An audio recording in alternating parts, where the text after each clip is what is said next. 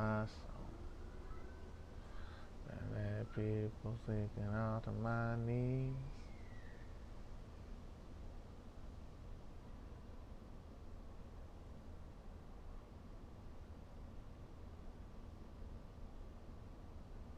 People are very excited about the Bucks.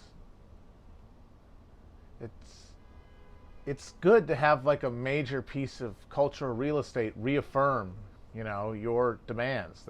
It's very validating, and it helps morale for sure.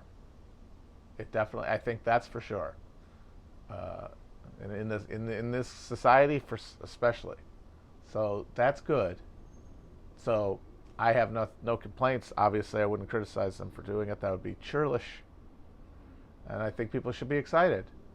But I think people need to also be a little realistic.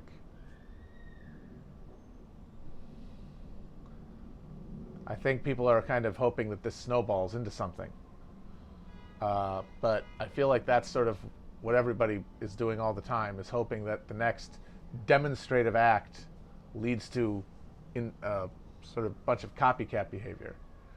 And that is not because anybody is making a bad analysis. In fact, I would say they're making a correct analysis of the society they live in. Like, the kind of social organizations we would need to coordinate action don't exist. What we have instead is the hope that individuals could be simultaneously inspired by the act of someone else. And that's what we have kind of have been banking on. And I think that there's a role to play for that. I worry that it becomes a totalizing theory of change.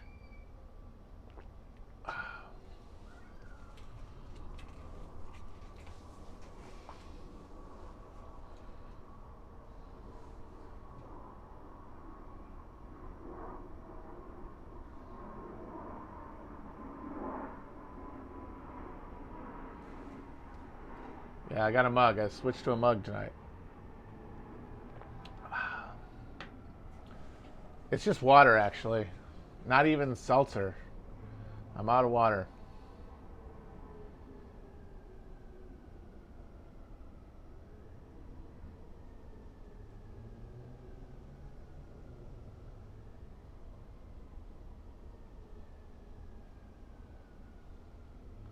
Ooh, what would if the Romans never left Britain? Well, I mean, that's really covered in Escape from Rome, among other things.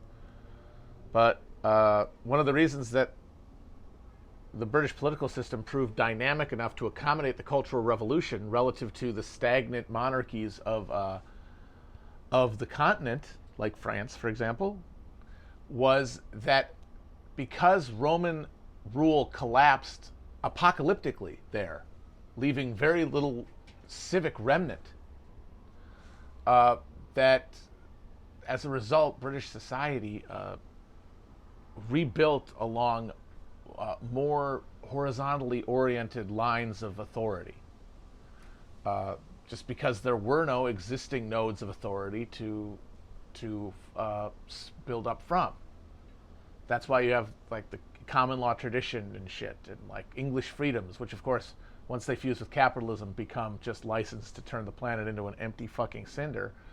But those elements were progressive in the past, in that they helped create a political culture that, instead of allowing the Industrial Revolution to like fatally undermine social balance of powers, like it did in a lot of other countries, and that's why it was suppressed and kind of kept away for so long. The Brits were able to accommodate it because the Romans weren't around long enough, and with enough residual influence to shape their political structures towards the sort of absolutist trend, and specifically like high rule by large landowners, that makes the emergence of the bourgeois much harder.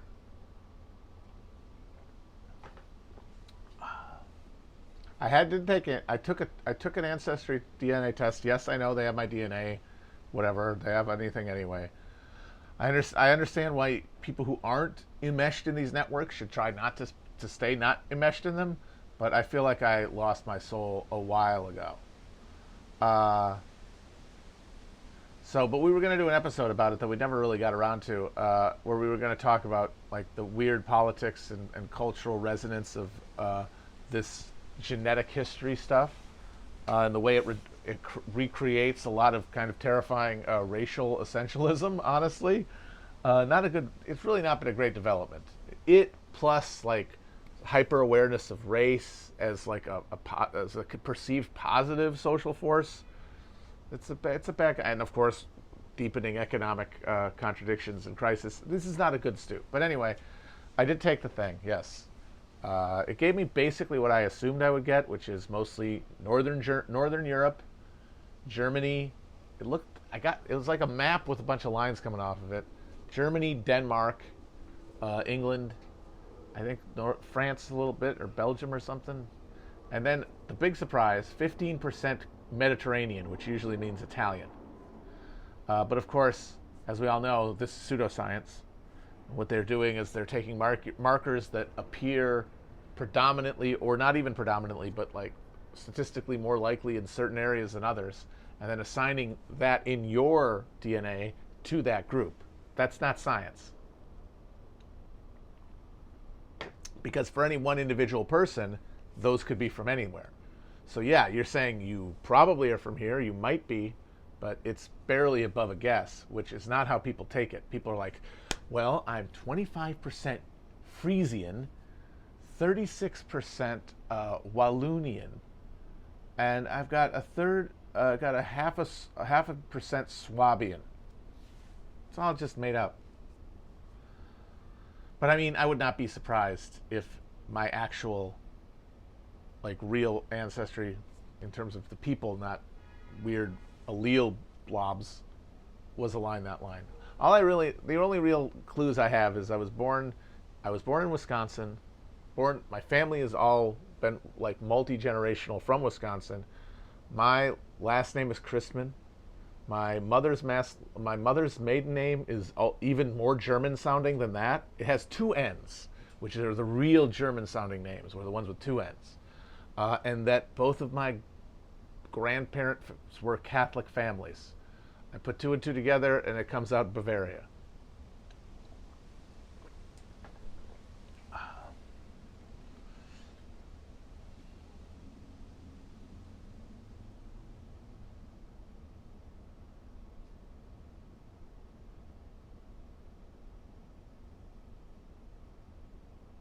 But I mean, I honestly feel like if you don't have relatives who are alive that you could visit in another country, you aren't really from there, and you shouldn't really identify that way. It's kind of dumb. It's basically astrology.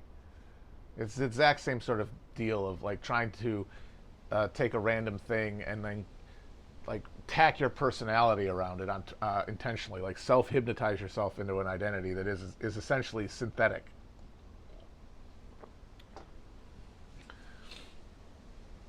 So like if you visited family members in another country where they live, you know, and certainly you don't get to, and if you got yeah. I was gonna say if you have like dual passports, but those Irish guys, the Irish will give it to anybody. They will give citizenship to basically anybody. Anybody with an apostrophe in their last name, no matter what, gets a fucking Irish passport. So that's also a bunch of baloney.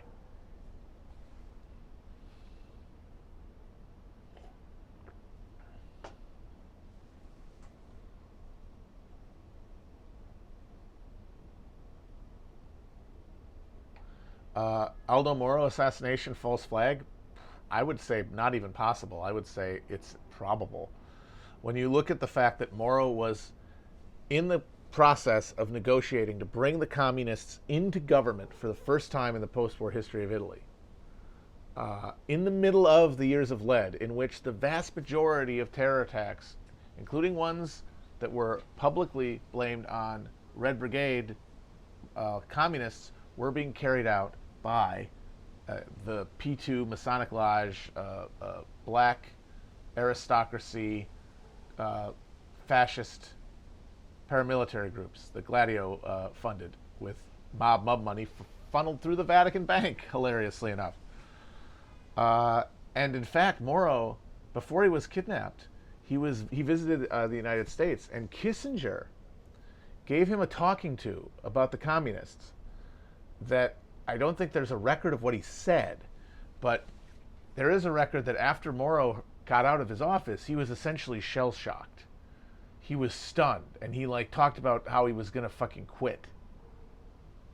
So, and then you got the actual case itself has the evidence, like all Italian criminal cases, is all over the place, but there's a fair degree of eyebrow-raising stuff. One of the most interesting, one of the things that I think is funny, just in terms of, circumstantial evidence, is that the kidnapping of Moro wasn't like, I mean, my God, like, by the way, the Gladio also, the Gladio network, the South Africans probably killed Olaf Palme, but that assassination really could have just been any crank. The guy he never had bodyguards. He was walking out of a movie theater, shot him in the back. Moro was in a fucking motorcade, and his guards were like eliminated with machine guns by guys dressed as cops. There aren't a lot of genuine left-wing kidnappings and terror attacks from that era with that kind of coordination. If you look at like the shit Baader-Meinhof pulled in Germany, the just hilariously botched, bloody goof-em-ups that those guys pulled off while they were trying to kidnap or assassinate German capitalists.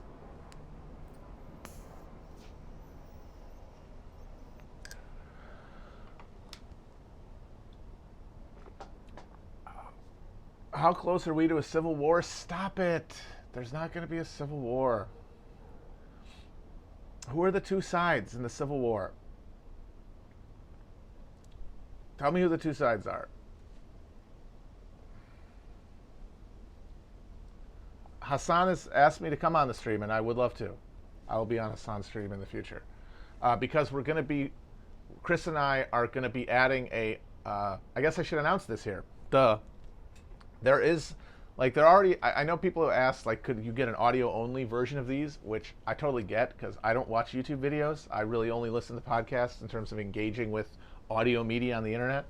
But I also am dullard and lazy and don't know what I'm doing technologically. So, there have been bootleg RSS feeds of the audio of this, which is fine by me, but we're going to be creating a, mixed and audio-juiced podcast stream for the vlogs, all of them, and that'll just be going on to all of your podcasting applications, and Spotify, which we are on.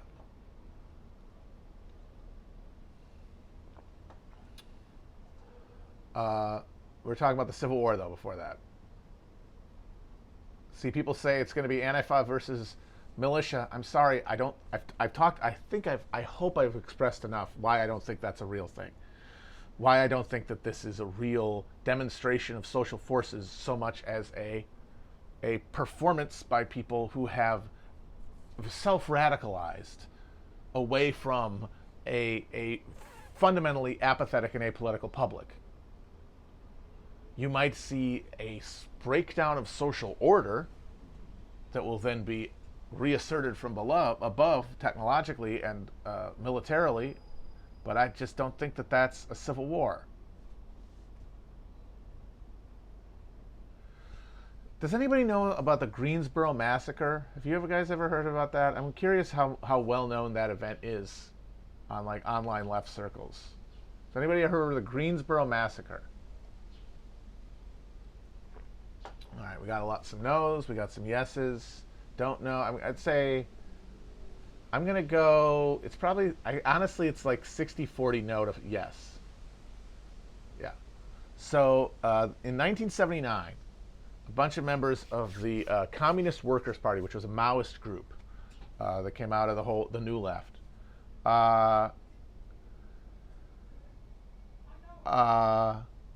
was getting ready to do a big anti-Klan march in Greensboro, North Carolina. And there had been a escalating series of provocations between the two leading up to that. And there was a lot of heated rhetoric. It was called Death to the Klan was the name of the march. And while they were getting ready, they were getting their pickets ready, and while they were marshaling for the parade, carloads of members, card-carrying members of the American Nazi Party and the local Klan organization pulled up, and there's video of this. People had camcorders. They took rifles out of their trunks of their cars. They walked over to where the communists were. They started shouting, and there was an exchange of insults, and then fists and swinging. I believe there was maybe one gun on the side of the marchers, but at some point the Klan guys and the Nazi guys just opened fire, and they killed 5 people and wounded over 12 others. They were all charged and charged with first-degree murder, and they were all acquitted under self-defense. And later it came out that the Klan groups, which had informants within them, which all those Klan organizations did, they were half of them, just like it's hilariously, just like the Communist Party, half of the Klan in the 60s were feds. And local police had a tip that the local Klan was planning to do something violent to the communists. And they sat on it, and this happened, and these guys got acquitted. That was in 1979.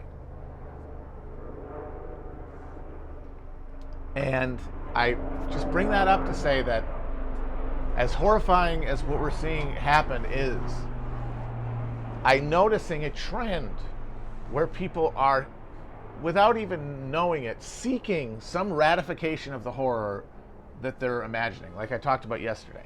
And things like that, things like what happened in Kenosha, it really fires that cylinder. But apparently the person who did this, I was talking the other day about how a 19-year-old kid running for state senate is an expression of a movement that is not being organized, that is individuals acting individually. A 17-year-old fascist gunman is similarly indicative of a movement that is uncoordinated. Apparently he went there because somebody tweeted about it or did a Facebook post about how hey, let's go up to Kenosha, and he just grabbed his AR and he went up there. I mean, that is an expression of the kind of social enemy that is bringing everything to the shithole it is. But one of the big symptoms of that is that people don't organize effectively.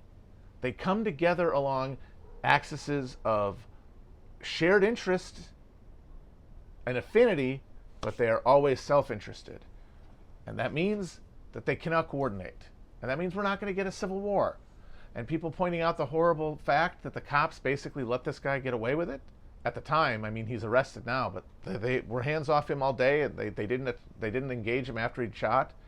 Yes, of course. That's horrifying and proof of whose side these guys are. They are reactionary forces. They are filling the role that there is, such as it is, for a social expression of the coming authoritarianism, and the latent and current authoritarianism. But it's a narrow, thin strip.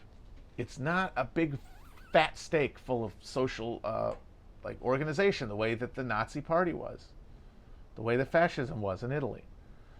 The thing you have to worry about is that the cops that are the power that they really represent. The cops are the power they really represent. That is where the authority rests. That is one of the load-bearing structures of this edifice. And that has to be attacked directly. That has to be attacked head-on. And I think that there is a libidinal desire to have a public confrontation that will be satisfying. You know what I was talking about yesterday? That will be satisfying personally to engage in, to finally see the fight brought about. But I don't think that is recognizing the broader moment and the reign of struggle, which is organizing, which is mobilizing, Now, there is an argument to be made that these public displays have that propaganda of the deed function, and I would say yes, but like with anything, you have to do a cost-benefit analysis. And is the benefit of that propaganda of inspiration, is it offset by the way that it counter-mobilizes among the enemy, pushes away the unengaged, and distracts from meaningful work? Opportunity cost. And my main concern about the current moment is that no one seems to be even aware that that cost-benefit analysis has to be made. Because everyone knows that no one's really in charge, and so they don't want to say don't do a thing to people who are going to do it anyway, you're left having to defend it as a maximal position. Why? Because that accords with letting everybody do what they want. Everybody do what they want, which is what they think is good for everybody, but is really just good for them. The way that it's fun to yell in the face of people having brunch. You know, the way that it's fun to smash a fash if you're that kind of person, or dox a fash if you're that kind of person, or just call other people fash to win arguments if you're that kind of person.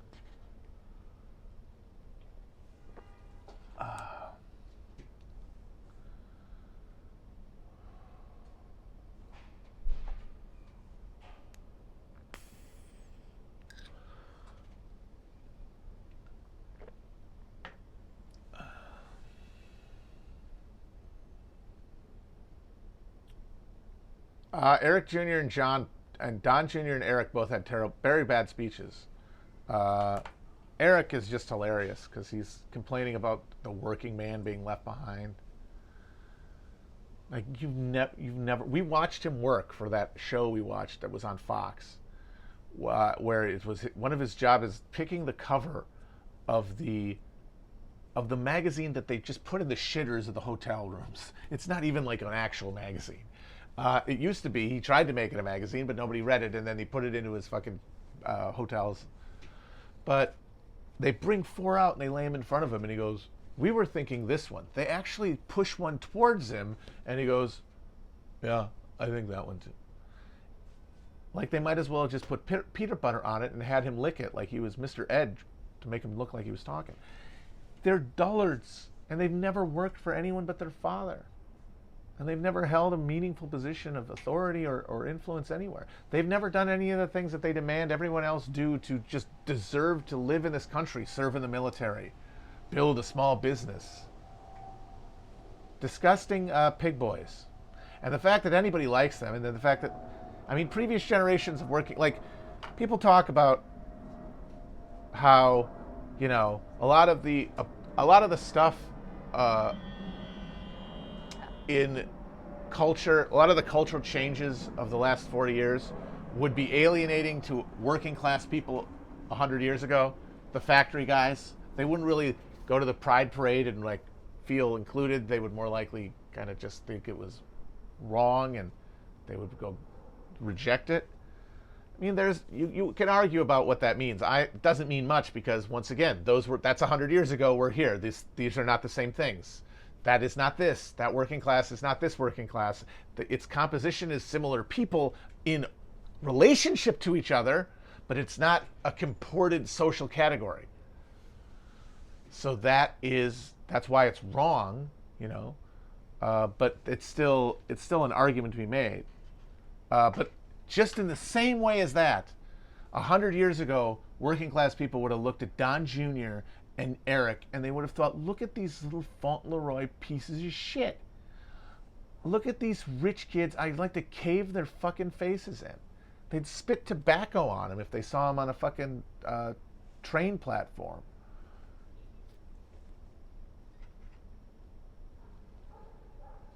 Which means that, you know, none of these things are fucking one-sided in any direction. Like the social turn pushes people in directions that are not controllable or predictable in the moment, but that have to be reckoned with as they occur and then dealt with. And we live in a different reality where we have to deal with the fact that a lot of rough and tumble regular folk look at a chinless goon like Eric Trump, a fucking Habsburg.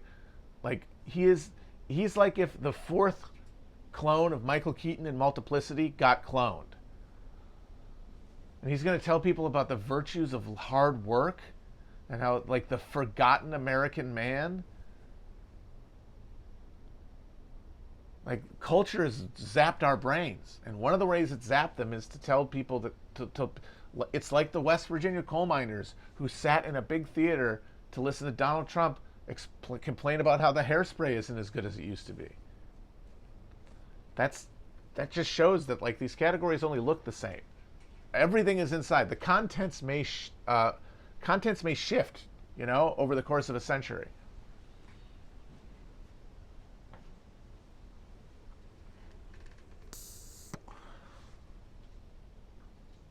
Does anyone know who was on tonight? I forgot. I couldn't even remember.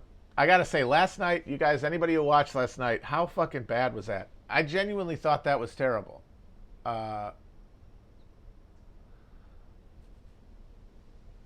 Like, it was Democrats bad. Oh, Crenshaw's tonight. Fuck. Oh, that smarmy little prick. Well, I got my eye on him. I like to have fun. We like to have fun. Melania just went on forever. What the fuck was that? That was insane.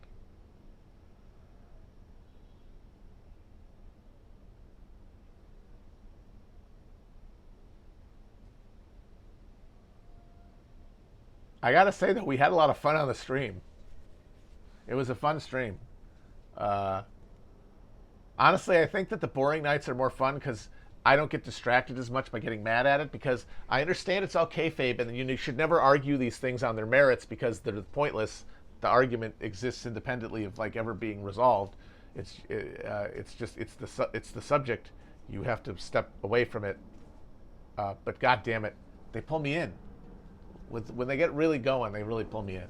All that stuff the first night about how, like, thanks to Donald Trump, I got a Z-Pack and antibiotics when I got sick with COVID or whatever. It's like, do you guys think that he's like a volcano god? I mean, you think that if Donald Trump was not president, the sun would not have risen that day, and Earth would have flipped off of its axis and pinwheeled into space, and we would all have died in frozen horror. Like, all that stuff still would have happened, dude. Oh, it still gets me. So, but it's more, when it's more boring, you don't even really process the garbage. It just kind of goes smoothly over your brain. But if I might get a little head up at Crenshaw because he's such a smug prick, and he really is trying to be the conservative AOC. That is exactly what he's trying to be, because he is soy. He is a conservative soy man, and I'm not talking about because he likes Israel. I'm not talking about his positions. I mean that he is the embodiment of the caricature of a millennial social media star, the way AOC is, the way that he is just the way that he weaponizes grievance, and the way that he and specifically the way that he plays on sympathy of amongst the public. He, like, tries to flip all of the social justice stuff on its head and be like, well, he really does do, like, well, if you were really tolerant, you'd be tolerant of this. And I feel like that, and the way that he courts epicness, you know, like, he's epic in a very specific way. He's bacony, you know. He's like, oh, me and Pete Davidson went on SNL. He's like a millennial. He is, in his essence, like a millennial bug man that these guys hate, but because he grew up in Texas or whatever, he's still a Republican, even now. And also, he's a loser. And I really think Felix is onto something with this thing about how we're getting 1 million veterans running for things, but people don't want to fucking elect a veteran, because we've had enough losers in this fucking country. We want to get fucking represented by a bunch of guys who couldn't beat a bunch of dudes wearing fucking like bathrobes and tires strapped to their feet. I mean, motherfucker, what the hell? Bunch of losers. That guy lost his eye in Afghanistan. What kind of schmuck?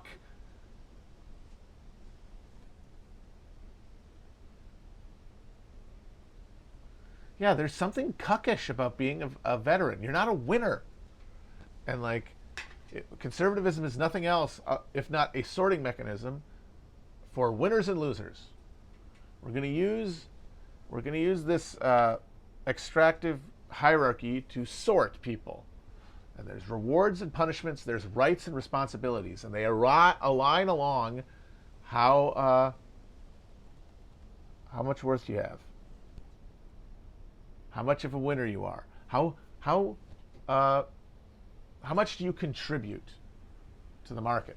What are you worth to me?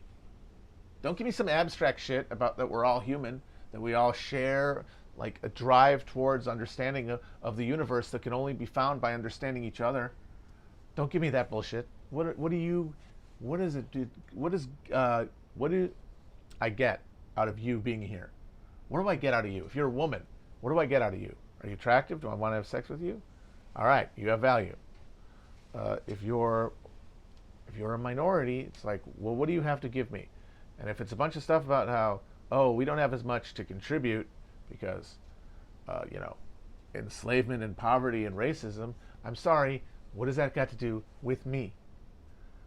You're a loser. You lost. White men won.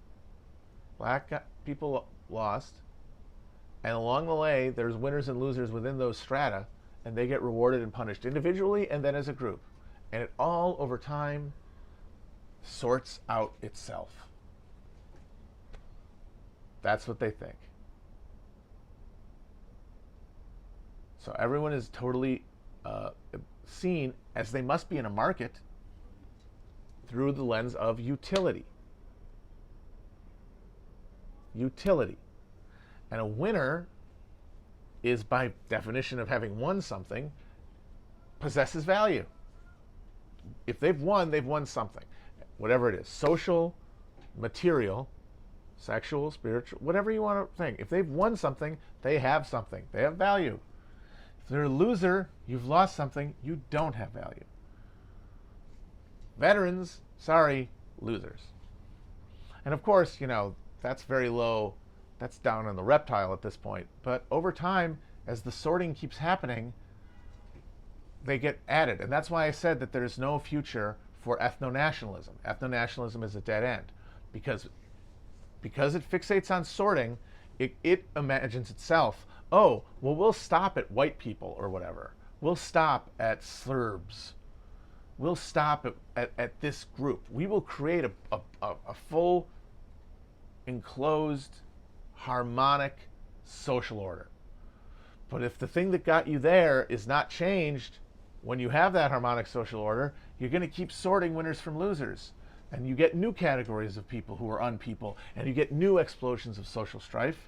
You get new immiseration, and then you have new social conflict. Congratulations. Until all is destroyed, mutually. The mutual ruin of the contending classes, which you idiotically thought were not going to exist because race is the real class. Well, guess what? Race is not the real class. Class is the real class. And that's why class has to be the first basis of analysis. Because otherwise, you could make a utilitarian argument for ethno-nationalism. That's the eco-fascist thing, right? Like, well, it's too late. Socialism is too late. It's barbarism, and who's in the lifeboat and who's out? We're going to go by race. But I'm saying no. It doesn't even make that case. That isn't even accurate, because even if it got there, it would destroy itself then, because the sorting mechanism would continue. The winners and the losers would get put apart, stretched apart, and it would undermine the social order and obliterate it. And socialism is a different sorting. It is a sorting outward of pain, a redistribution of pain. So that instead of some people experiencing exquisite amounts of alienation and pain, and other people experience, and I'm talking material, and other people experiencing almost none, that you can redistribute that pain so that it is felt lightly by everybody. And the more lightly it can be felt, the more our social antennae can be connected to each other and facilitate actual harmonic existence, and a flow that is regulated not by the brutal algorithm of the market, which none of us can trust with one another because we're alienated from one another, to a holistic market a market that doesn't require signals because it is it's spontaneous. And you can say, oh, that's not likely. Well, no shit. I mean, ethno-nationalists aren't going to get what they want either. Like, I'm sorry, we're not going to get the Pepe Kekistan. We're going to get military camps. Like, worst case scenario, like it really does collapse, it's going to be military fiefdoms. It's not going to be epic, new, like Fourth Reich, meme lord land. You're not even going to get that. So you're living in a fantasy world too. At least my fantasy world actually is a fantasy and not a disguised nightmare.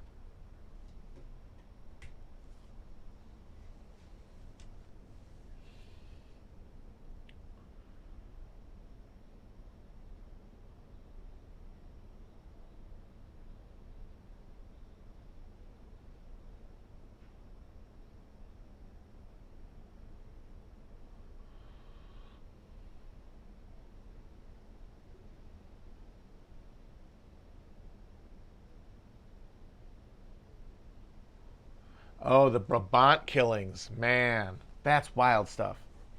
Just think about this. Belgium's got like 7 people in it, right? It's a fucking postage stamp. It shouldn't even exist.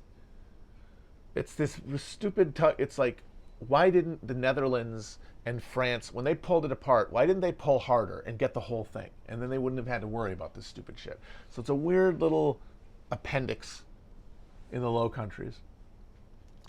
Very small population. 11 million now. Okay, but we're talking in the 80s. We're talking single-digit millions, which is about as many people as are within nuclear radius of me right now.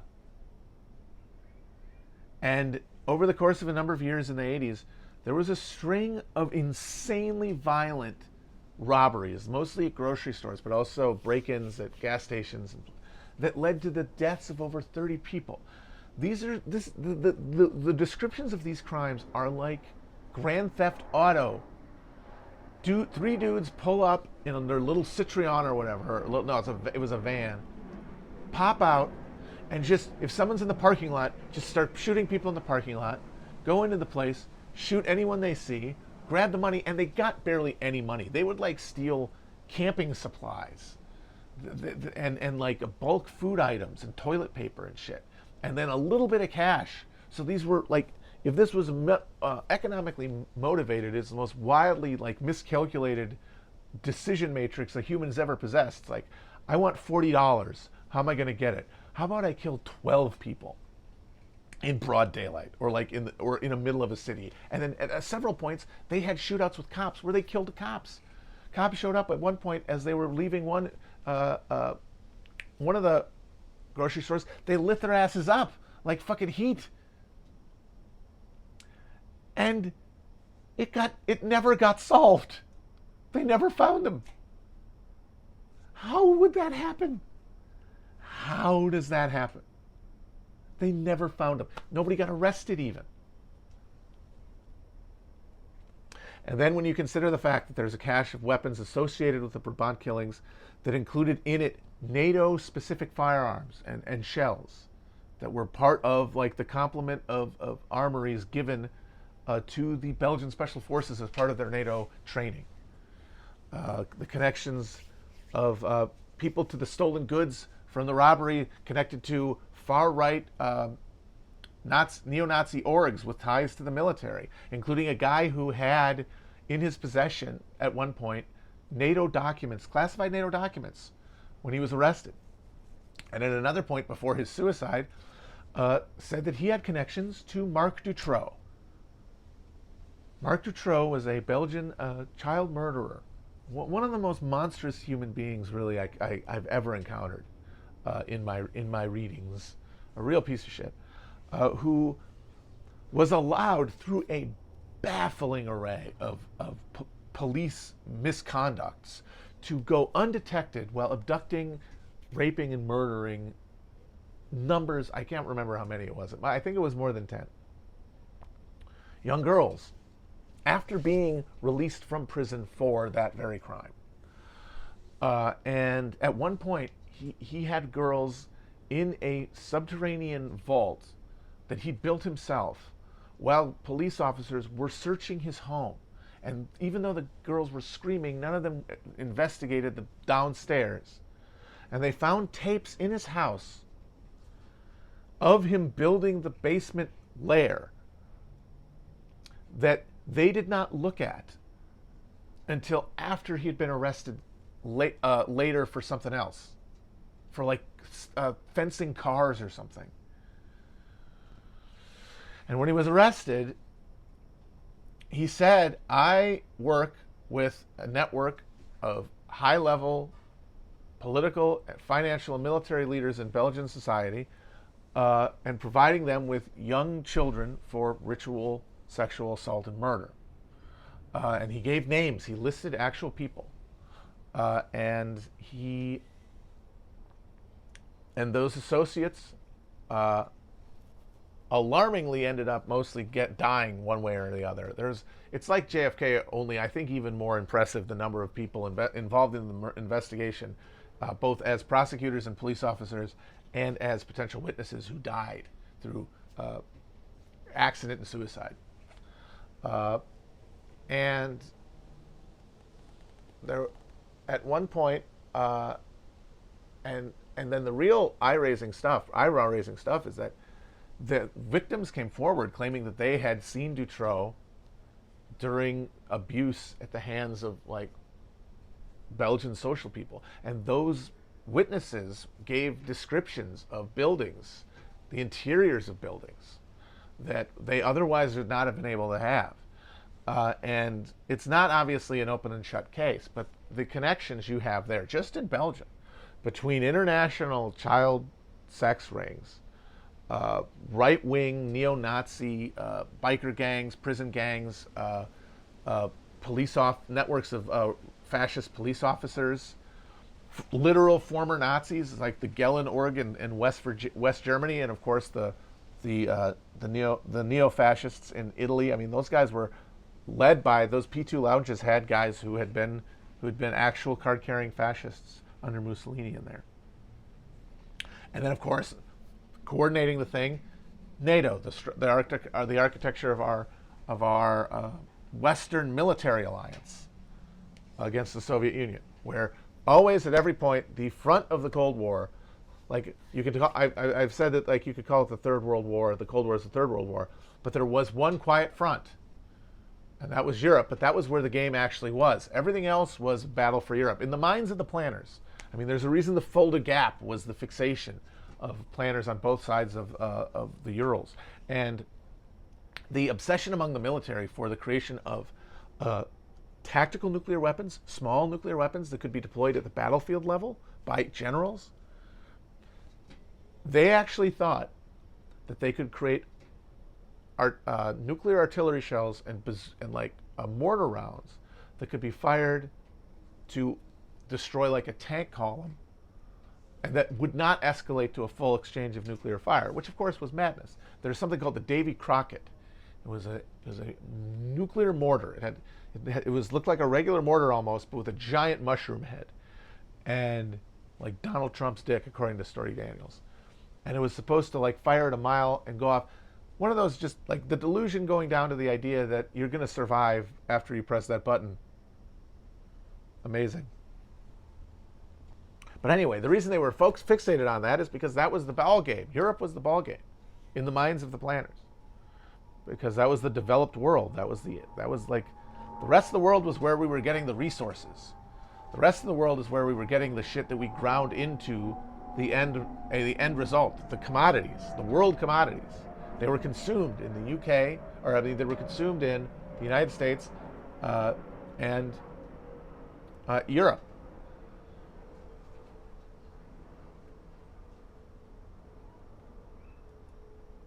And so that's why it's called the Cold War, because the one place there was no fighting, the one front that was quiet was Europe.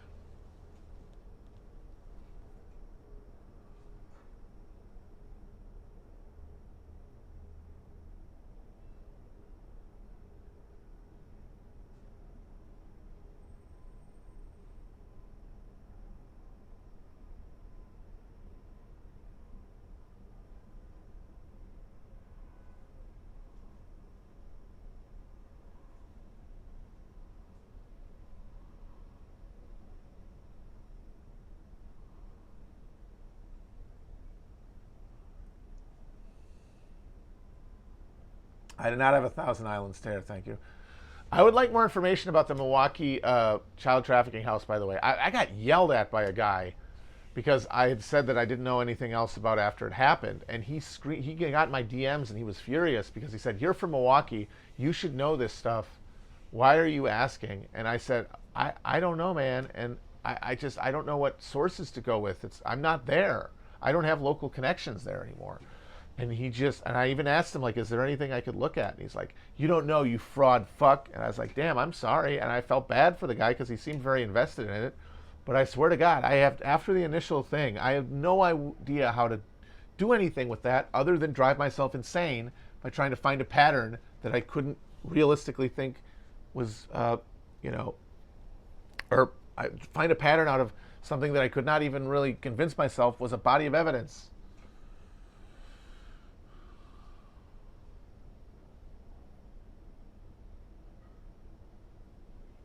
My guess is that what people were saying at the time probably isn't true, because that kind of stuff is almost never true. The first draft, I mean, come on. Because how much stuff are people drawing conclusions from that is just inference, and then eventually it gets like how many people think that there's crisis actors and false flags because of the evidence that initial reports said that there were multiple gunmen? How many people use that as evidence? Of course they're going to say that, because the guy's over here, people are running, somebody's over there, they see him. What if they see a cop? There's another gunman. What if somebody comes around the bend and twice? Somebody's over, you hear screaming. How the hell are you going to say that initial reports are going to indicate anything other than everyone's freaking out?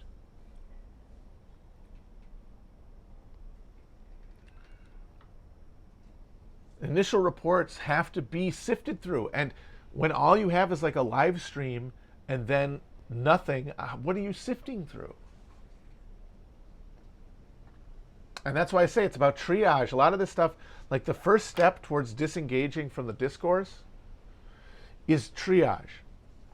Like, one of the things that will really make you cut down on the amount of time you spend on here, swear to God, is if you cut down the number of things that you allow yourself to give a shit about.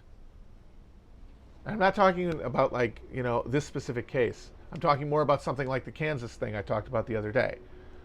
You have to be able to recognize quickly what is pure discourse, what is discourse brain, and what is meat. And then that allows you to funnel out. And that means if there's less stuff you're paying attention to, Twitter gets boring faster, because there's only so many takes and only so much to talk about. If everything is worth getting excited about, then you'll never leave. You'll never find an end to that. You can stay there for hours. But if you start whittling down what you care about, it's like, oh, I'm done. I'm basically done with the internet right now. And then you can go read a fucking book.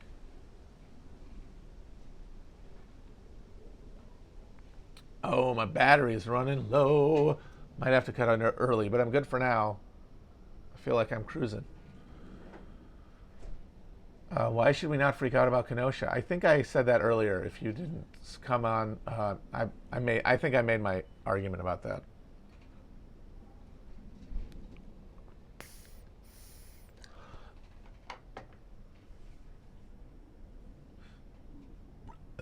Oh my God! How would an evangelical view Spinoza? I mean, as the devil. He's a demon. He's a communist. They would just say he's a communist. Because it means there's no hell, there's no damnation, and that means that you can do the devil's business without punishment. And that means because they are bad people, because they are fully libidinally motivated, they also have to motivate themselves to even hold the fiction of their religious belief that they need in order to maintain sanity through a coercive mechanism. There has to be a hell, there has to be punishment, because if I didn't believe in God, I would do these things. I would rape, I would pillage, I would murder. Honestly, they already do a bunch of terrible stuff that they've convinced themselves is good, but they would also do even worse stuff. And they think that what's governing them is God, but it's not. It's their own superego protecting them from annihilation by going too far against a social world that they don't recognize as social, because it's essentially a psychopathic worldview.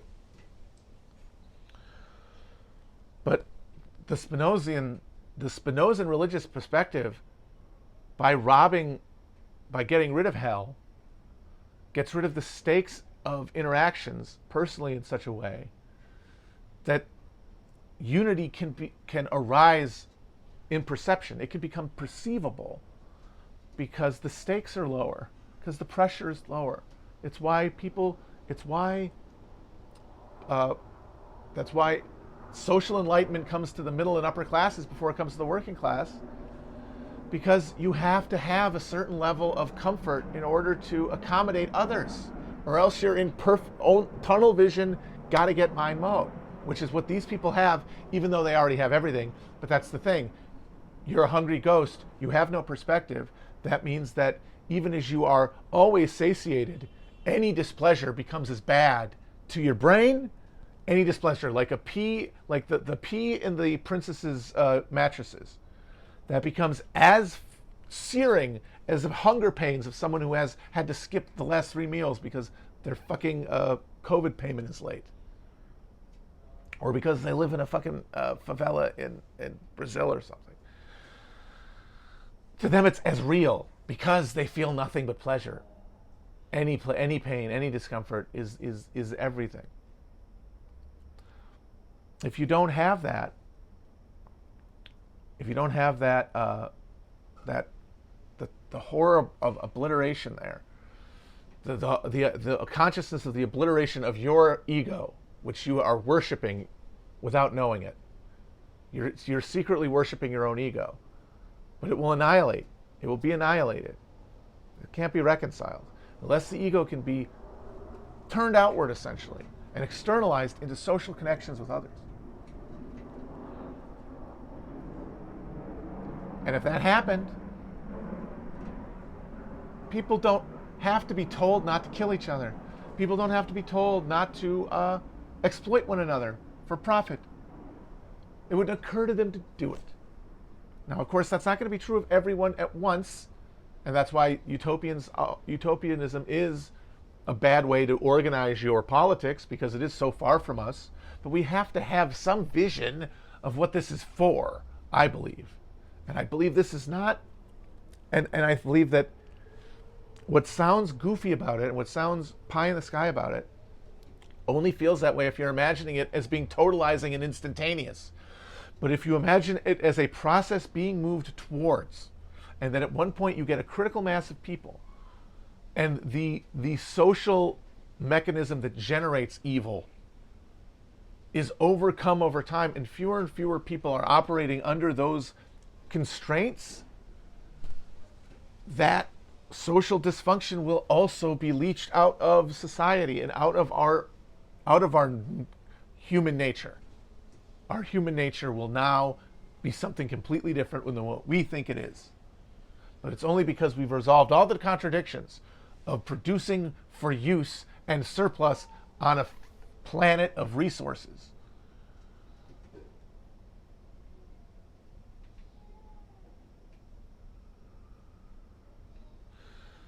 And so that over time, that becomes, there's a tipping point is reached where that, because the thing is, there's that in society at all times. It's just right now being crushed.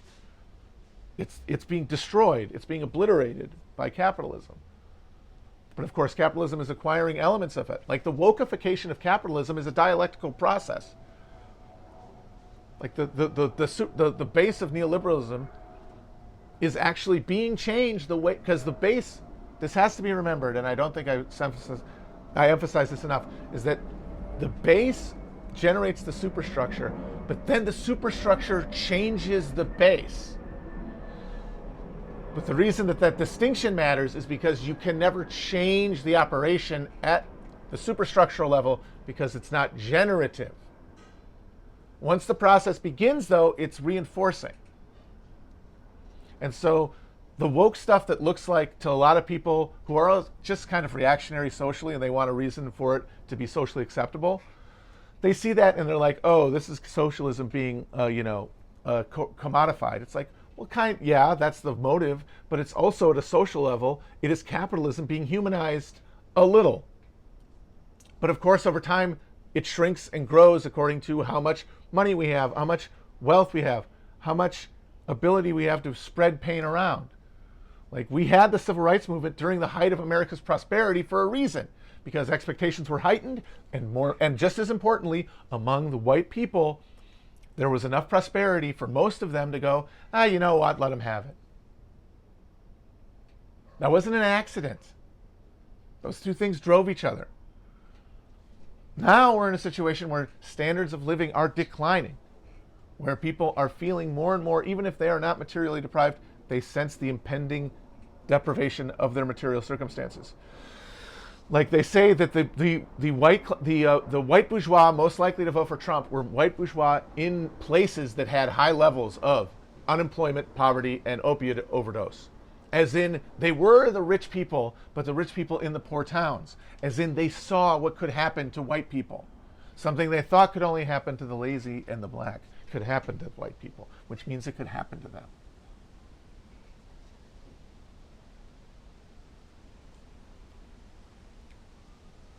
And so that is happening now.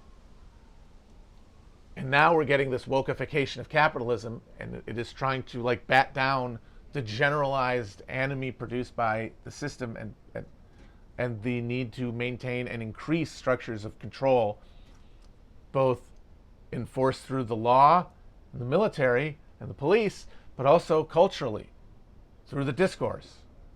Not generative, but culturally generated by. Which is, yes, you could argue that all this discourse, this is all CIA operation. You could say the CIA created critical theory in the 60s to make everybody talk about this shit all day. You could say it. And in function, that discourse does serve capitalism, which you can argue very clearly because it exists within capitalism. And nothing that prominent at a social cultural level could exist if it was incompatible with capitalism. But it doesn't mean that that thing must be negated in socialism. It's created by the social instinct. It has to be kept. It has to be cherished and integrated into a class analysis and through class action and protected, the way that the labor movement was one of the founding funders and infrastructure providers of the civil rights movement.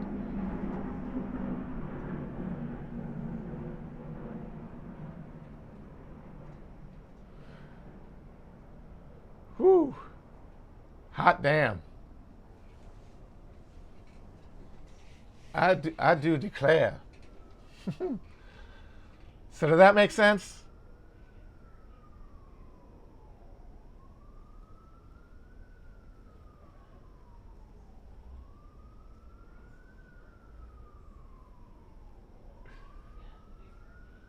Man, that feels good. I feel like I got something out there that I've been like trying to articulate for a while. And I just didn't have the moment wasn't there where I had the right symbols in my head that I could see through the keyhole.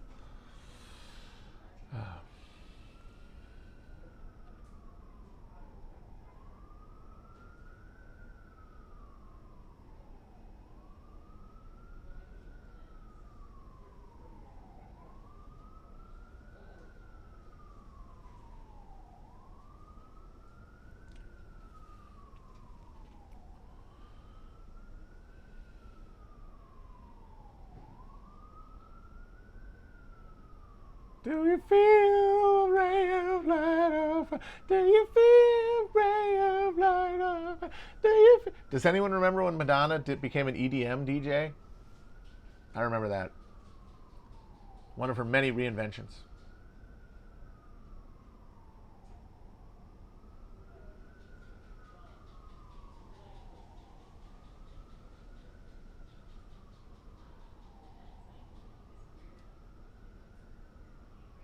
Oh, general strike. Oh, no. No, no, no. No, general strike. No. Nobody knows how to strike. Nobody can strike. We cannot strike.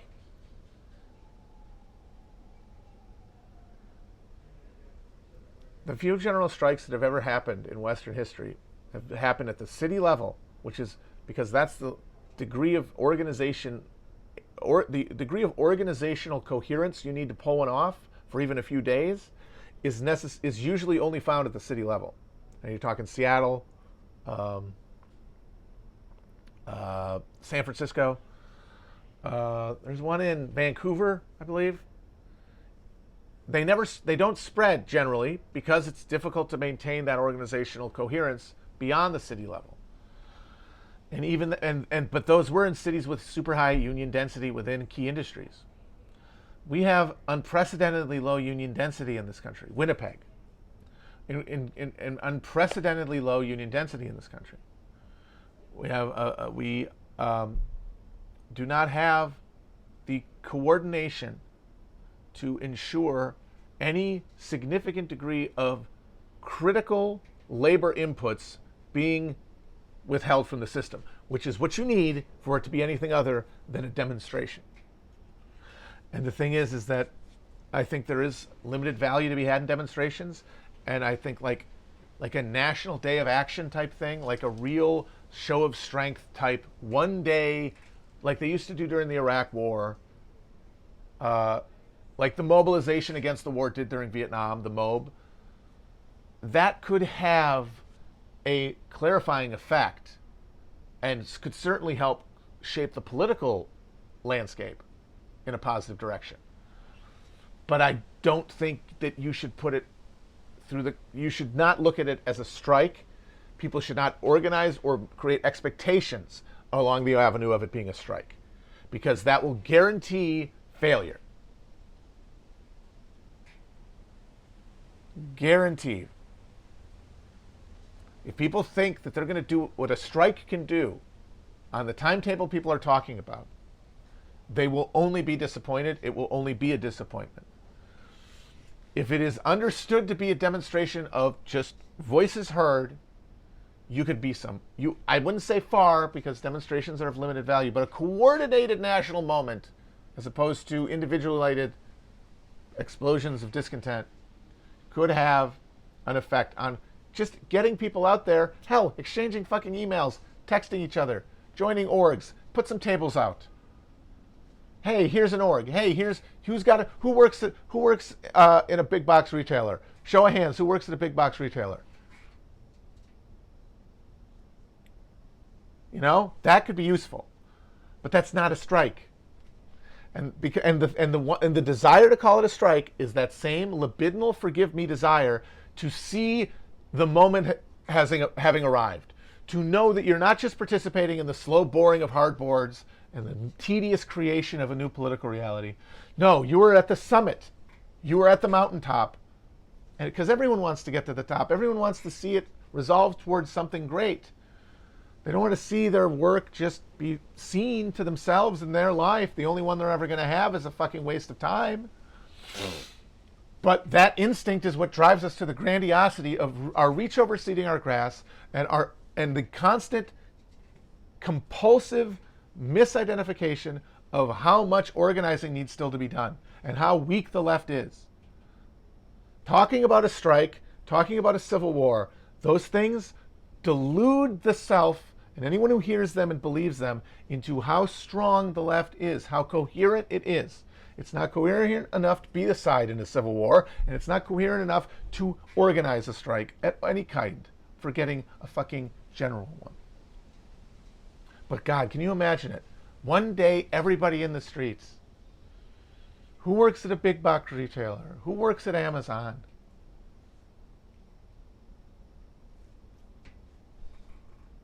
who wants to do this?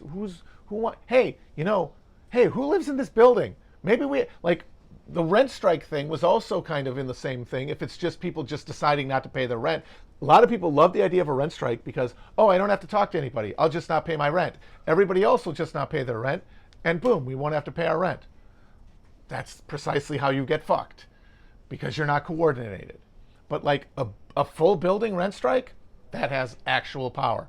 A block of buildings rent strike, now you're fucking talking. Everybody in the street who lives in this building, who lives in that building, who lives in this neighborhood, who needs this thing. Like mutual aid is another thing that feels to a lot of people revolutionary, but I think is more people just sort of doing the charity that feels good to them in the moment, which God bless and is better than doing nothing. But That's the kind of situation where that sort of mutual aid organization could be hypothetically linked to some other organs and create actual structures of connection at the level of membership, not at the level of belief and assertion of belief.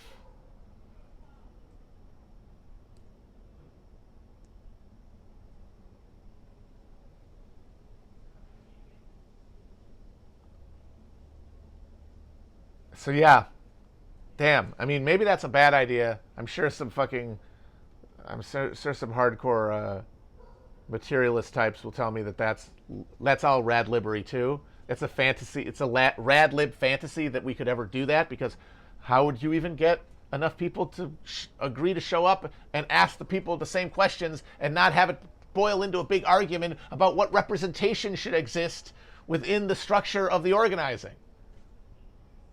That I'm forgetting the role that culture is going to play in poisoning the well, because everyone's going to have to do their own little thing, and everyone is going to have to feel represented, regardless of whether or not it is congruent with the project, or whether it makes it more difficult. And the thing is that I don't know the answers to those questions. I don't know where you draw the line. That's a thing that has to be worked out. But it can't be worked out, and here's where I get back to what I was talking about yesterday with the idea of the difference between libidinal politics and like a socialized. It's essentially, because it's the same libido. Like I called it the other day. I think I called it like a social obligation, and I think that's wrong. It's not social obligation. Obligation kind of implies coercion. It's a social will. Like, you're doing it for other people because you identify at the level of the self, them with their interest with yours. So it's a social being, not a social obligation. So there's a difference between libidinal politics and like a socialized, spiritual, let's call it spiritual politics. The spiritual and the personal.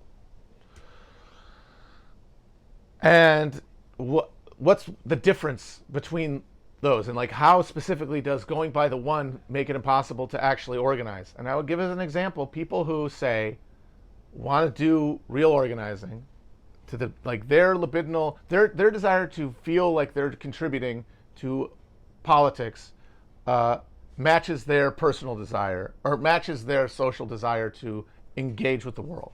So they join an org. Say the org says, hey, we're organizing, we think we're going to do Medicare for all. We're going to do a Medicare for all operation to try to build support for Medicare for all by talking to people, by getting in people's face. And this is like a building the baseline outreach that can contribute to building greater capacity. And now, here's where the first hurdle is going to come. Doing things like going door to door suck. They're not fun. They're not fun in the way that we have been acculturated to think things should be fun. So that means that we have found now our first division, our first conflict. Do we go, yeah, it's not fun, but I could make it fun, and it'll feel fun because it'll make me feel like I'm contributing. And the thing is, that's what happens. That's the process, right, of turning your life into, you're spiritualizing your life, right? Getting rid of individualized desires and creating a social self that gets spiritual succor from other people's advancement and the advancement of humanity. So by going and doing it, it becomes fun, or at least more fun than you thought it was going to be. It's still going to suck the way that all things that involve dealing with people suck, but you're going to be able to find more out of it. But you haven't done it yet. In your head, it's just something that you don't want to do. In your head, it's a thing that your libido wants to avoid. So maybe you think, I don't really want to go door to door. What else could I do? Well, it looks like nothing else that I could do would satisfy my sense that I'm doing something, which is what I really want to feel. What if it's actually bad that they're going door to door? What if that because I'm uncomfortable going to door. I have a condition that means I can't go door to door. It makes me uncomfortable. It gives me anxiety. Interacting with strangers gives me anxiety, unlike other people. And like saying that I'm not a really good socialist if I don't do that, you know what? They're not being socialist. They're being ableist. And I'm actually serving the revolution and serving the advancement of humanity more if I denounce them and form an organization of people to also denounce them until they understand that I need to be centered. And at every point, this is where I want to stress, subjectively, that person doesn't think that they have ever deviated from doing the best thing and the right thing and the good thing. They are not operating off of bad faith. They think they're doing the right thing because they have no idea that they are only operating libidinally. They have no idea that they don't have a spiritual connection that would allow them to make the leap to do something they didn't want to do. And you can take that example, and it happens a million different ways. I mean, how many people, once DSA started, said, "Oh, they're too epically woke for me. It's all a bunch of hand-holding." It's like, well, I mean, that's what you see online, but maybe it's different in person. Nah, fuck that. It's like, well, wouldn't you want to find out? If you thought it was worth getting mad about as an org, if you thought the organization had enough, potential to be worth caring about, to be worth spending any attention on and focusing on and caring about what happens with, if it was worth that attention, wouldn't it be worth you getting off your fucking ass and trying to look at it? And then once you're in that situation, yeah, you might see some wokeness. But there's not just one line of wokeness that makes all the good-hearted, would-be well-intentioned white guys flee. How much of that is, this is a dysfunctional organization? And I'd say, the thing is that you could only know that at the level of the local. And I think that there were locals that were irredeemably messed up internally, and that, yeah, I would walk out. But I would also say that was a minority, and that in majority of them, as much as you would have to roll your eyes, well, maybe you roll your eyes a little bit, huh? Maybe you ignore it a little bit if you think it's worth doing. And then at some point, maybe the point where you decide it's too much wokeness, it's really just that you want to not do anything because it sucks to sit in meetings and it sucks to go door to door. And it's more fun to complain about it. And so, once again, same way. That person doesn't think that they're not operating in good faith. That person thinks, no, I want what's best for everybody. These guys are the enemy. I have to, no.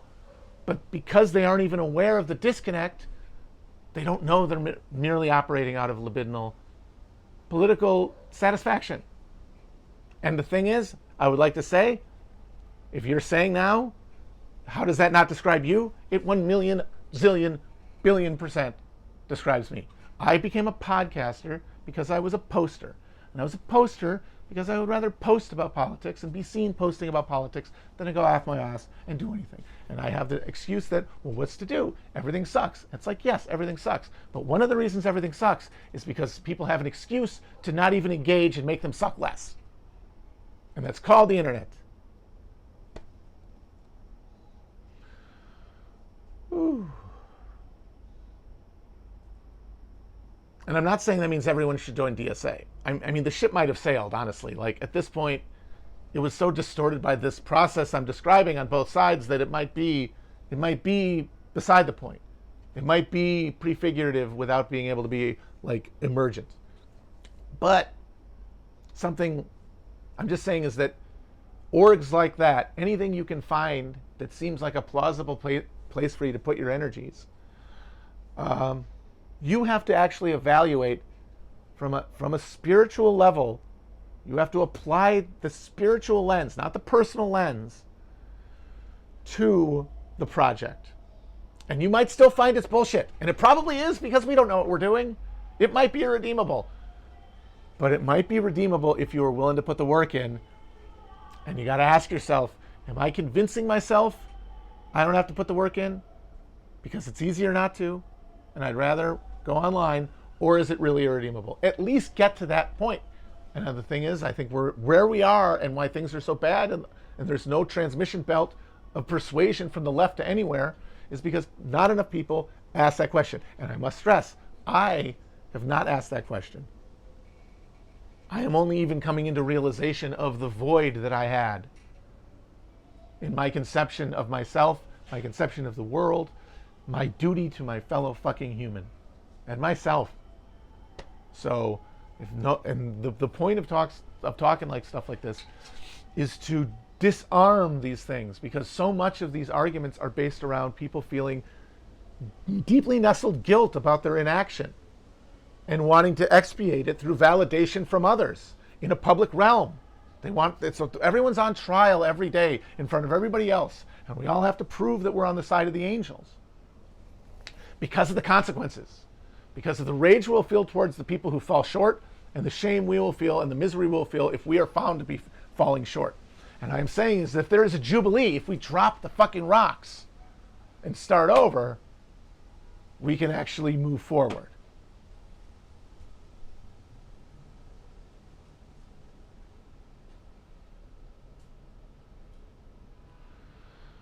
Whew. Wow. I hope that made sense. I was getting some stuff in my face. All right. Maybe I'll have one. I'm almost out of battery, actually, so let me take one question and then I'm out of here.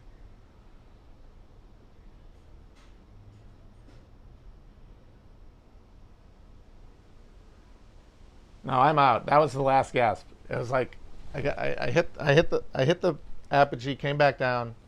I got like a second win, but you only get 2 wins. With my cardiovascular health, you only get 2 wins. So and my battery's almost dead, so I gotta go. Thank you guys, though. I felt really good about this one. I hope it makes sense. I hope people like it. Bye bye. Leave them wanting more, baby. Mwah.